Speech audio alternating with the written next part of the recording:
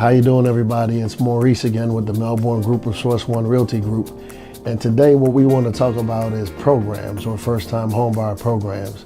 We're blessed today to have interaction with one of our lender partners, NFM, which is also called National Fidelity. And they've got a program here that, while some might feel a little way about it, I think we're on the way to being able to help some people who might have been experiencing some difficulty recently. So I want to read a couple highlights to you.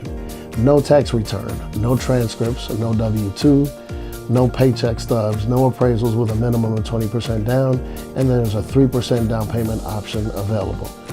A lot of the other stuff is gotten verbally, but the key is that this loan can close very quickly and does not need the typical documentation. There are tons of homes available on the market, and these folks are ready and waiting to talk to you. So please give us a call, shoot us a text. Let's get you connected with Craig at NFM, and let's get things moving forward.